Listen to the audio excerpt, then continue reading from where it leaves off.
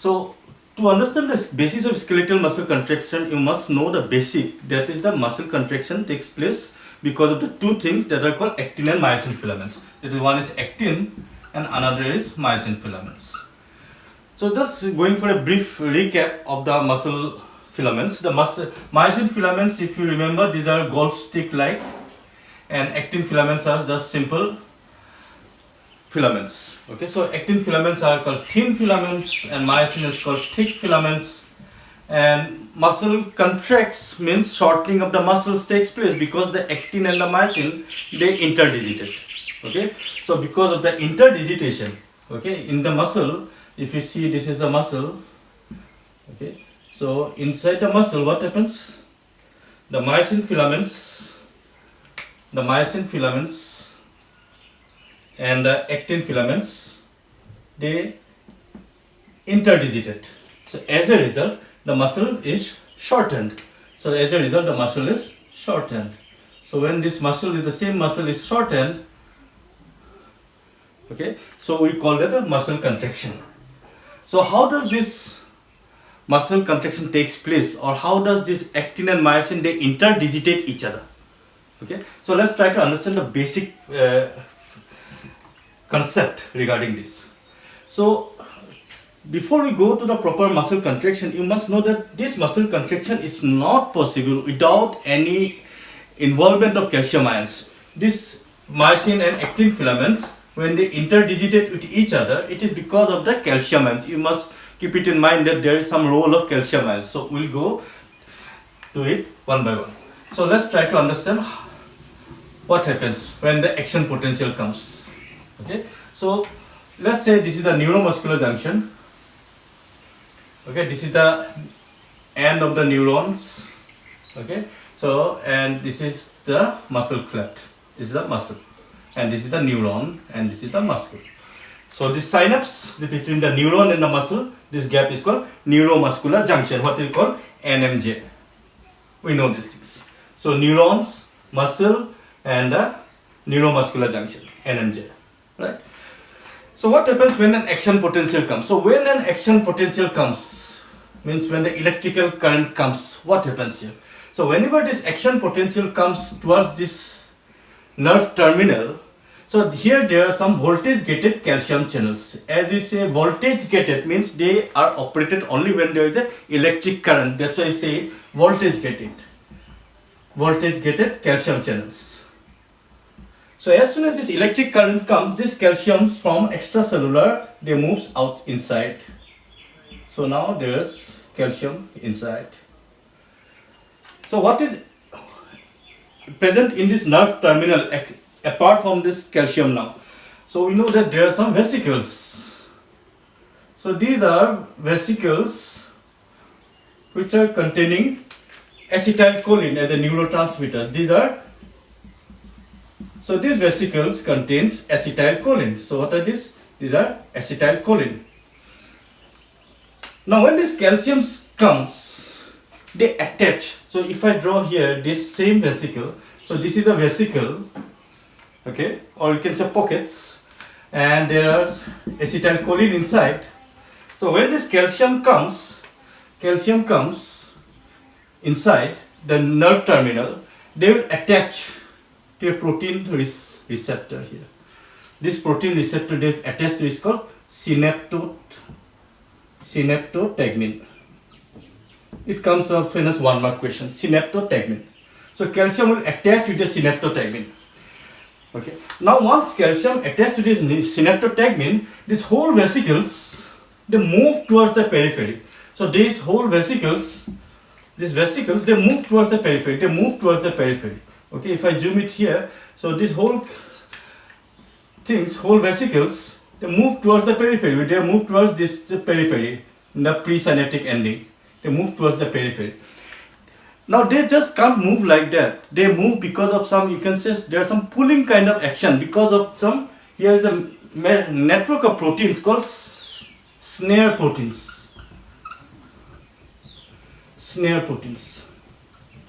Remember, these snare proteins are very much important in lots of disease. We'll discuss that thing after some time.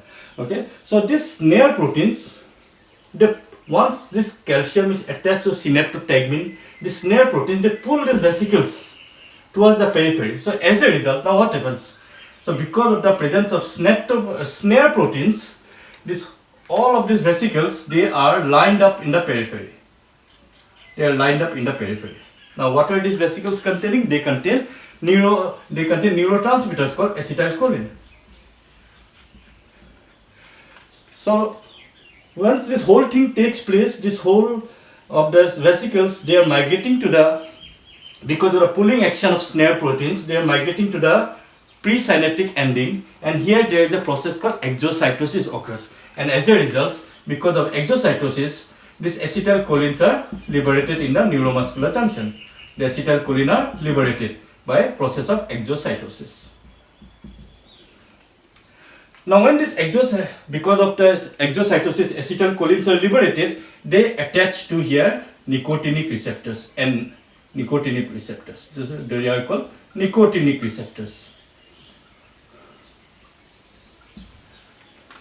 So when this acetylcholine, now this acetylcholine combines with the nicotinic receptors, so there is rushing of sodium ions from outside.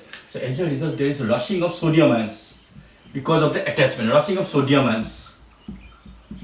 So this rushing of sodium ions means the positive ions inside this muscle. Remember, this is the muscle part, this is the nerve part.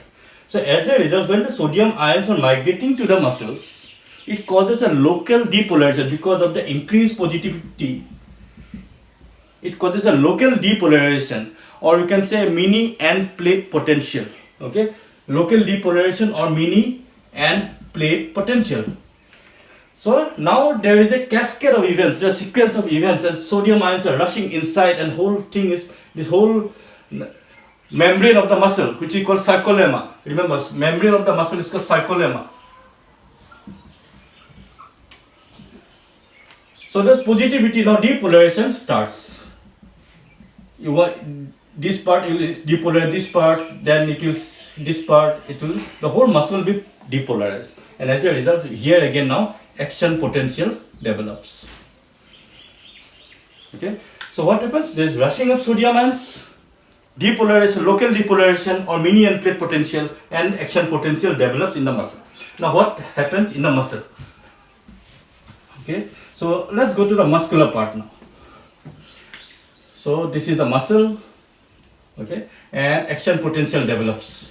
So action potential, it travels along the membrane, it travels along the cell membrane. Okay, now if you remember this, now suppose this is the muscle. Muscle is composed of, if you see in the microscope, it is composed of muscle fibers. Each of the muscle fibers are composed of myofibrils. So these are fibers and these are fibrils. Now let's take now. So each of these muscle fibers, inside this fiber, they are now here. What is here? Here there is the fluid or cytoplasm, like the cell membrane. So here this part is called, this gap which is contains of the extracellular fluid is called sarcoplasm.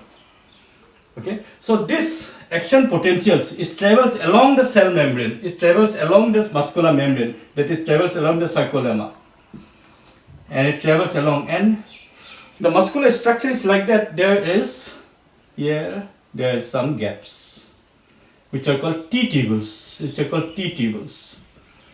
So these T-tubules are invagination, they are extension of the sarcolemma, and remember this is open, so they are connected to the external wall. They are connected to the external wall with presence of fluid. So as this current comes, action potential develops, and they go along with the T-tubules. Now what is inside the muscular fiber? What is inside this muscle? There is some also extensive network of sarcoplasmic reticulum. Okay, sarcoplasmic reticulum, same like the endoplasmic reticulum. Okay, so sarcoplasmic reticulum. So let's focus here. Okay, let's focus here. Okay, so this is the T tubule, and these are the L tubules. Okay, so these are the sarcoplasmic reticulum. These are the T tubules. So once the action potential comes here, so what is there? It stimulates one important receptor here. So this receptor is called DHPR, or dihydropyridine receptor. Okay, dihydropyridine receptor. So now the action potential is coming and stimulating this dihydropyridine receptor, DHPR. So when DHPR is stimulated, it stimulates another receptor here, which are called ryanodine receptors. These are called ryanodine receptors.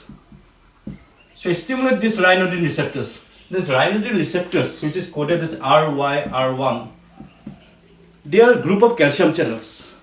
And there is a storage of calcium here. There are lots of calcium in the sarcoplasmic reticulum. So going by the sequence, the action potential travels along here. Action potential generates in the part 2. And it goes along the T tubules.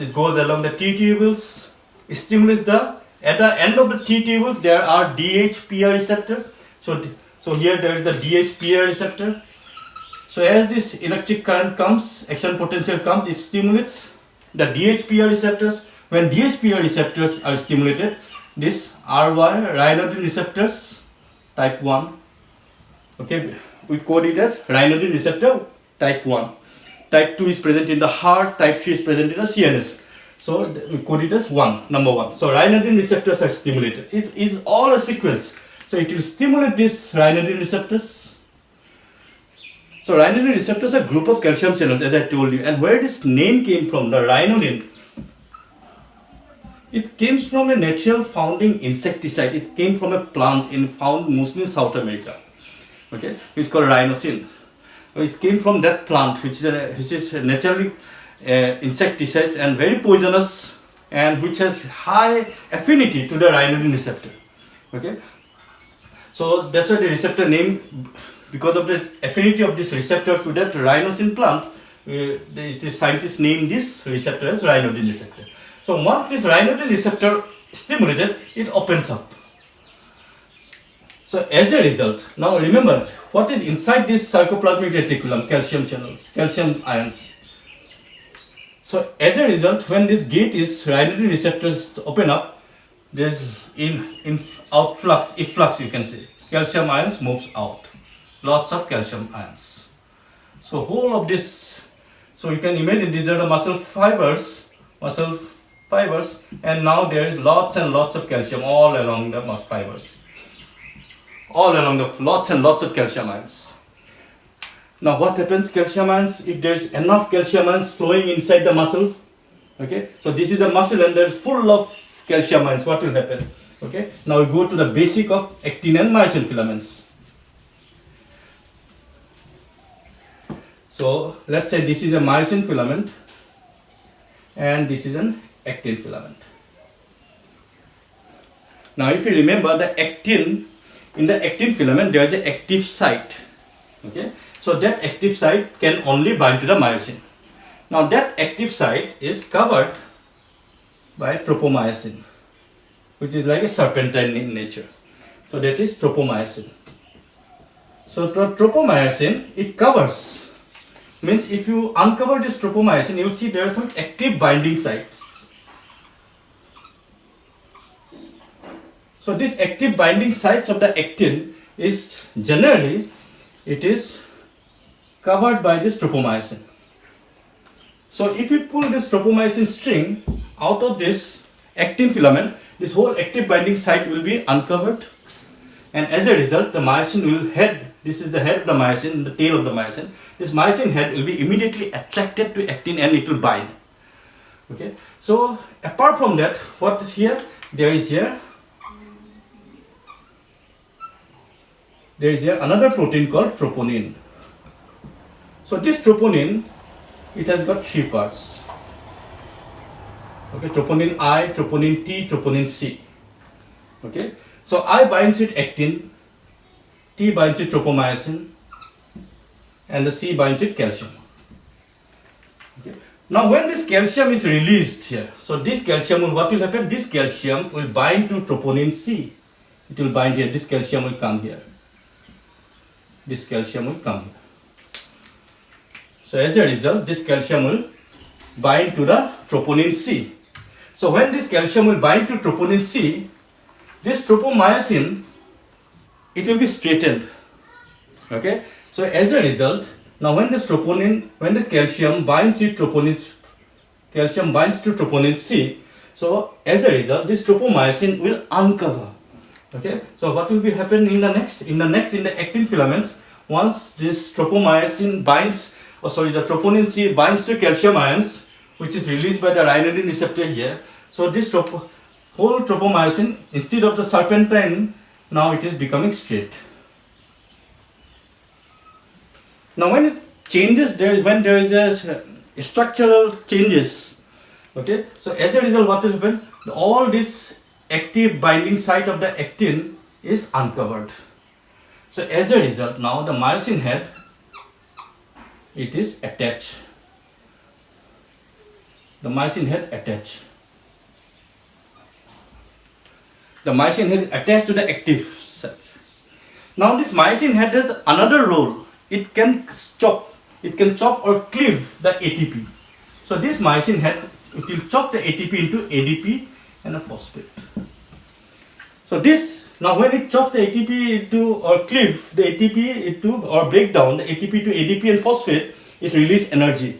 So because of that energy released by the myosin head here, this means now actin is here, myosin is here, myosin is attached. Myosin has a head and a tail. Myosin is attached. Now we need to move. Now there is contraction.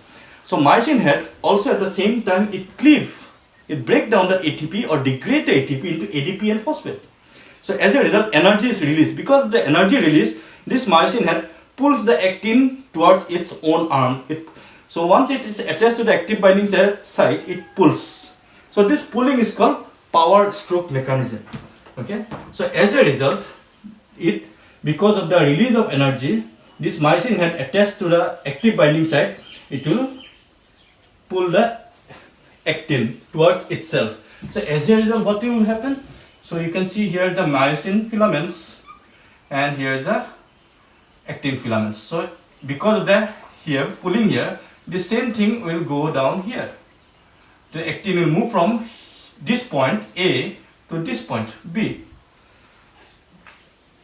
Or in short, what is happening? This is actin, this is myosin. So myosin is attached to the active binding site and it pulls. Because of the energy release, it pulls the actin towards itself. As a result, the whole muscle, it becomes shortened from outside. Remember, total length is same. Okay, if the whole muscle is, suppose this is 1 centimeter.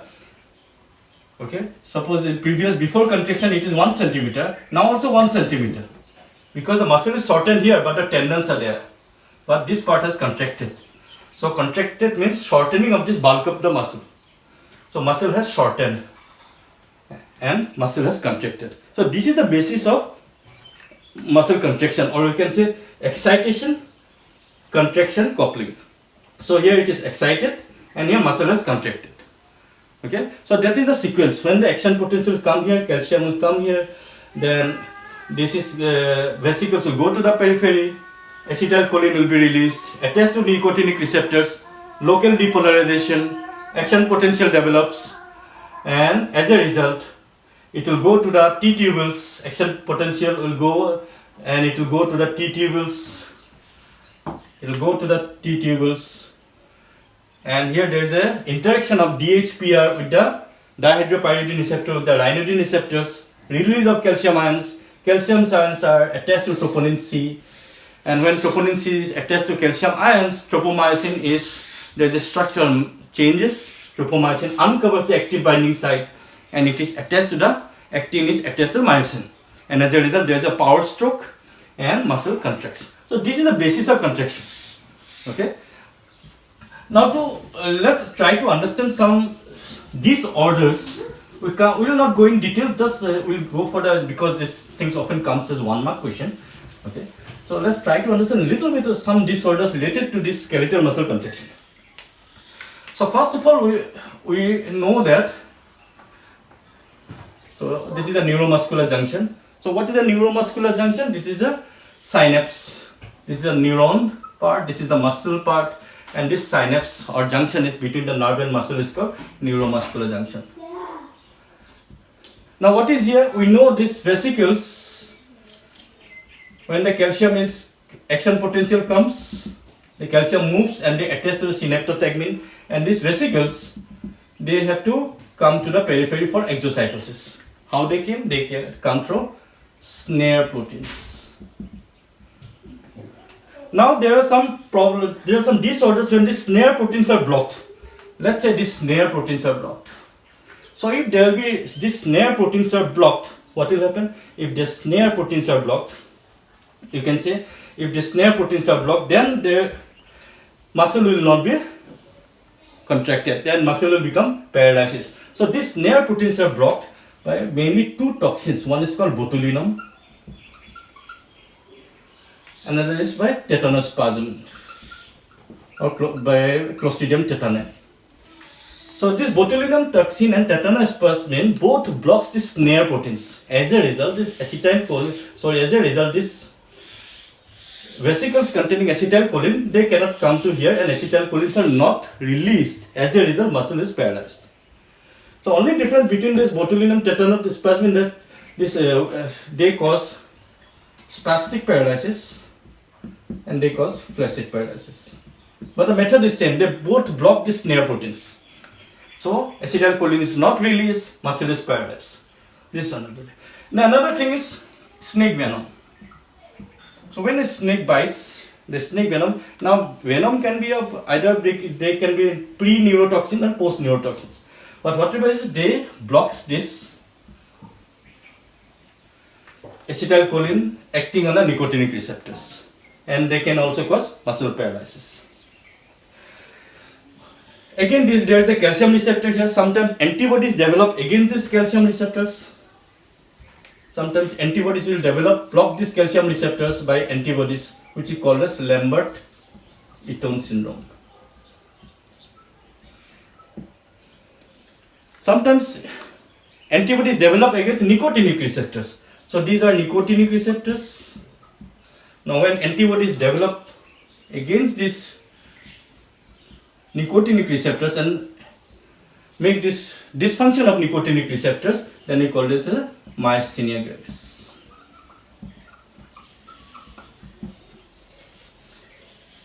Moving ahead, now we know this actin filaments and there is the myosin filaments. Now actin filaments are lying on the base. It's lying on the muscle fiber. It is attached to the base by a protein called dystrophin.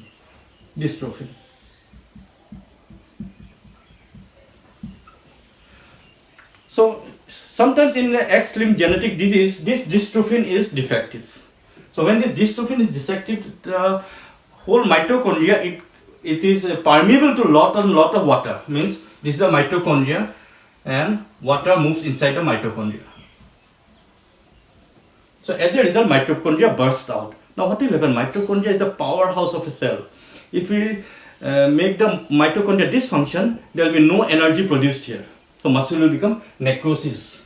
There will be necrosis of the muscle. So this defect is called Duchenne's muscular dystrophy. Duchenne's muscular dystrophy or DMD.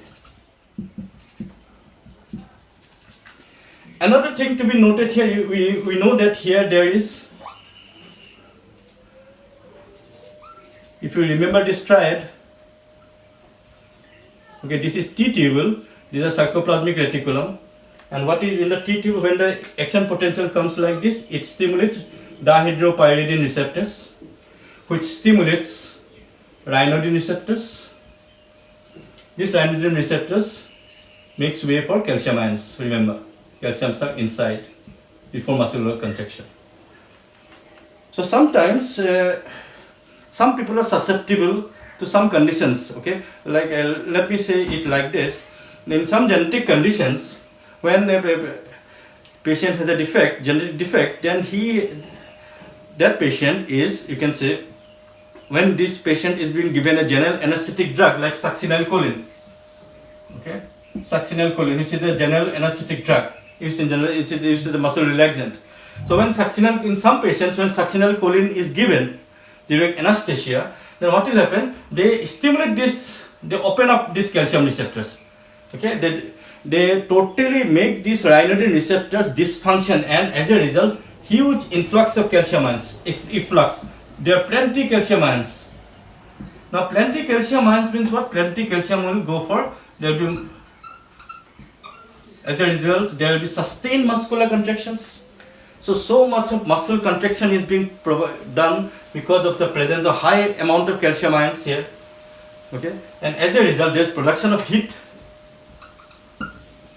So there is a kind of fever-like condition which we call as malignant hyperthermia. Malignant hyperthermia.